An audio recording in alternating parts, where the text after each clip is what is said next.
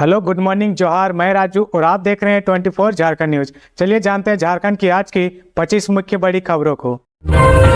सहायक आचार्य पद के लिए ऑनलाइन आवेदन की तिथि बढ़ी। झारखंड के 26,001 सहायक आचार्य पद के लिए मंगलवार से किए जाने वाले ऑनलाइन आवेदन की तिथि बढ़ा दी गई है। अब 16 अगस्त से अभ्यर्थी ऑनलाइन आवेदन कर सकेंगे। अभ्यर्थी 15 सितंबर की मध्य रात्रि तक आवेदन कर सकेंगे।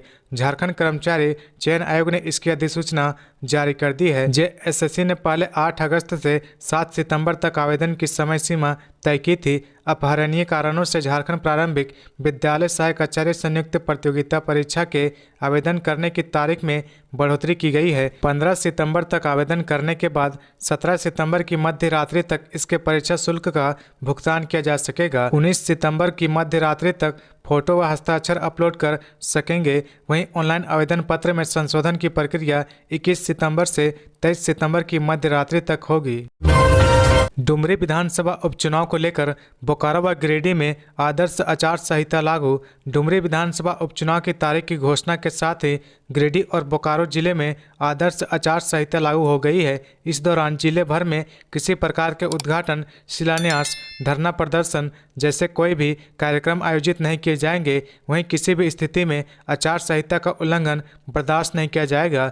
मतदाताओं को जागरूक करने का कार्य भी तीव्र गति से चलाया जा रहा है। 75% से ज़्यादा मतदान सुनिश्चित करने के लिए कई स्तर पर कार्य किए जा रहे हैं। बता दें कि भारत निर्वाचन आयोग ने डुमरी विधानसभा उपचुनाव की तारीख की घोषणा की है। इसके तहत 5 सितंबर को मतदान होगा, जबकि मतगणना 8 सितंबर को होगी। इसके पूर्व 10 से 17 अगस्त तक नामांकन होगा। 18 अगस्त को स्क्रूटनी होगी, जबकि नाम वापसी की तिथि 21 अगस्त है। झारखंड आदिवासी महोत्सव पर बोले सीएम हेमंत सोरेन, एकजुट होकर स्वाभिमान के लिए खड़े होने की जरूरत है। विश्व आदिवासी दिवस के मौके पर 2 दिवसीय झारखंड आदिवासी महोत्सव का रंगारंग आगाज हुआ। इस मौके पर कार्यक्रम के मुख्य अतिथि शिबू सोरेन और मुख्यमंत्री हेमंत सोरेन झारखंड आदिवासी महोत्सव 2023 पर डाक टिकट का लोकार्पण किया। वहीं 35 पुस्तकों को लोकार्पण किया गया। इस पुस्तक में आदिवासी जीवन पर किए गए तमाम शोध कार्यों से है। वहीं आदिवासी महोत्सव के अवसर पर खास डाक टिकट भी तैयार किया गया है। इस मौके पर मुख्य अतिथि राज्यसभा सांसद शिबू सोरेन ने कहा कि सभी आदिवासी समुदाय की करीब करीब एक ही संस्कृति है। मेरा आग्रह है कि अपने बच्चों को शिक्षित जरूर करें। यह महोत्सव आदिवासी समुदाय के एकजुटता और आपसी भाईचारा को दर्शाता है। आने वाले पीढ़ी को अपनी संस्कृति और सभ्यता से जोड़कर रखने की आवश्यकता है। इस मौके पर मुख्यमंत्री हेमंत सोरेन ने कहा कि झारखंड में आदिवासी महोत्सव मनाया जा रहा है।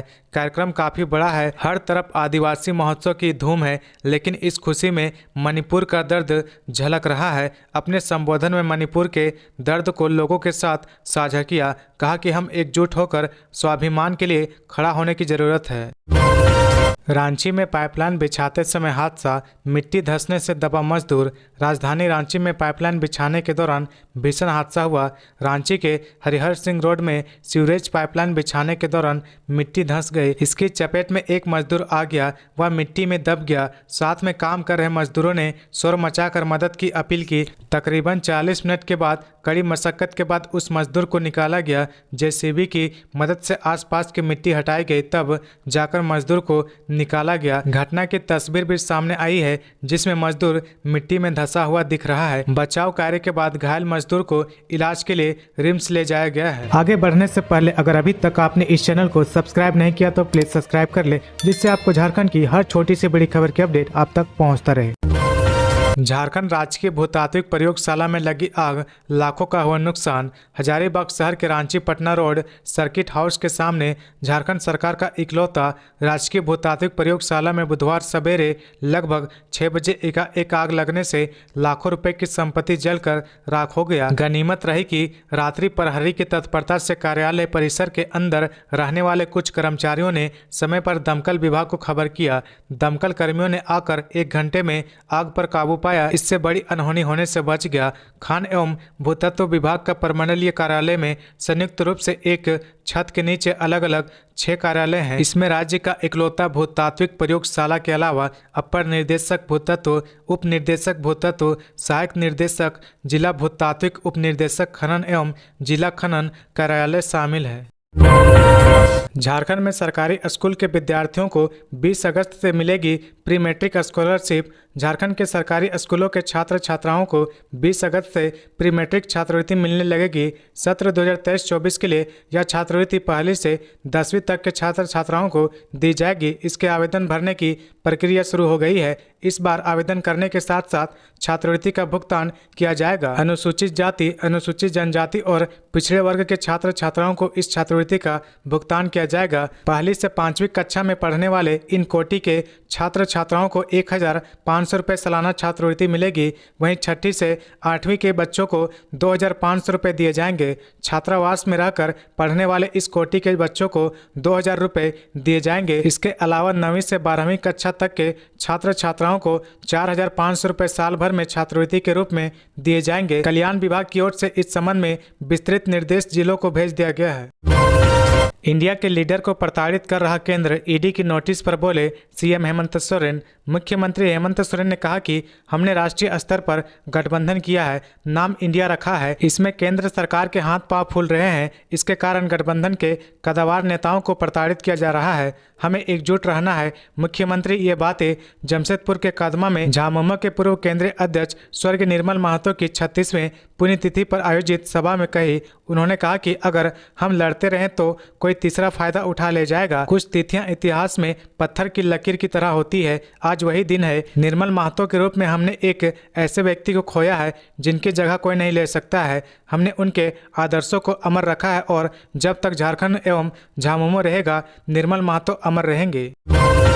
अश्लील वीडियो बनाने पर युवक को गांव से निकाला, लात से मारने का वीडियो हुआ वायरल। गांव के एक युवक द्वारा नदी में नहा रही महिलाओं का वीडियो बनाने की शिकायत ग्रामीणों ने पूर्व विधायक देवेंद्र कुमार से की है। इसके बाद गांव में पंचायत बुलाई गई। पंचायत के सामने युवक ने गलती मानी। फिर ग्रामीणों ने उसे 1 साल के लिए गाँव में नहीं घुसने की सजा सुनाई। ग्रामीणों ने बताया कि ग्रामीण महिलाएं जब नदी में स्नान करती थी तो बगल गाँव का एक युवक वीडियो बनाता था, जिसकी शिकायत लेकर ग्रामीण पूर्व विधायक देवेंद्र कुमार के पास पहुंचे थे। ग्रामीणों को उग्र होते देख पूर्व विधायक ने उसे कान पकड़कर उठक बैठक करवाया। विधायक देवेंद्र कुमार ने कहा कि ग्रामीण उग्र हो जा रहे थे और माहौल बिगड़ सकता था, जिससे मॉब लिंचिंग जैसी स्थिति भी उत्पन्न हो सकती थी। पंचायत में फैसला हुआ कि गांव के समाज के लोग फिलहाल इस लड़के को नहीं देखना चाहते हैं। इसे 1 साल के लिए काम करने बाहर भेज दिया जाए। युवक के पिता ने बताया कि लड़का श्रवणी मेला में झोला बेचता था। मना करने के बाद भी वह नदी के घाट पर जाकर अश्लील वीडियो बनाता था। अभिभावक तुल्य विधायक देवेंद्र कुमार द्वारा लड़के को डांट डपट करने व पंचायत के बाद यह मामला शांत हुआ। धनबाद बोकारो के कॉलेजों से 2015-18 में ग्रेजुएट का बीबीयू से देने होंगे जेनरिक पेपर की परीक्षा। 20 तक जमा होंगे परीक्षा फॉर्म। धनबाद व बोकारो के कॉलेजों में अंडर ग्रेजुएट कोर्स सत्र 2015-18 के छात्रों को जेनरिक पेपर की परीक्षा विनोबा भावे विश्वविद्यालय लेगा। विनोबा भावे विश्वविद्यालय ने जेनरिक पेपर की होने वाली इस स्पेशल परीक्षा के लिए परीक्षा फॉर्म भरने की तिथि बढ़ा दी है। विनोबा भावे ने सिर्फ धनबाद व बोकारो के कॉलेजों के इन छात्रों के लिए ही इस स्पेशल परीक्षा के लिए फॉर्म भरने की तिथि आगे बढ़ा दी है। इस सत्र के छात्र अब 20 अगस्त तक विनोबा भावे के वेबसाइट में दिए हुए लिंक के माध्यम से ऑनलाइन परीक्षा भर सकते हैं। मिली जानकारी के अनुसार विनोबा भावे ने पहले परीक्षा लेने से मना कर दिया था, फिर BBMKU के DSW से वार्ता के बाद वह तैयार हो गया है। झारखंड प्राथमिक शिक्षकों के प्रमोशन की गाइडलाइन तय, मेरिट लिस्ट से होगी वरीयता का आधार। राज्य भर के प्राथमिक शिक्षकों के लिए अच्छी खबर है। झारखंड सरकार ने स्कूली शिक्षा एवं साक्षरता विभाग के अंतर्गत संचालित होने वाले प्राथमिक शिक्षा निर्देशालय की तरफ से सरकार के सचिव के रवि कुमार ने सभी जिलों के उपायुक्त एवं जिला शिक्षा अधीक्षक को पत्र भेजा है। इसमें राज्यकृत प्रारंभिक विद्यालयों के शिक्षकों की वरीयता सूची के निर्माण में शिक्षकों की आपसी वरीयता के निर्धारण के बिंदु पर मार्गदर्शन भेजा है। पत्र में कहा गया कि नई संशोधित नियमावली के गठन की तिथि तय, प्रारंभिक शिक्षकों की आपसी वरीयता के निर्धारण एवं वरीयता सूची का निर्माण अनुशंसा के आलोक में यथाशीघ्र पूर्ण करते हुए नियमानुकूल प्रोन्नति की कार्रवाई सुनिश्चित करने का निर्देश प्राप्त हुआ है। 30 सदस्यीय समिति ने अपनी अनुशंसा में कहा कि यद्यपि वरीयता का आधार उनकी मेधा सूची के अनुरूप नियुक्ति के समय निर्धारित मेधा क्रम ही होगा, लेकिन जिन मामलों में वरीयता सूची का अनुमोदन अनुमोदन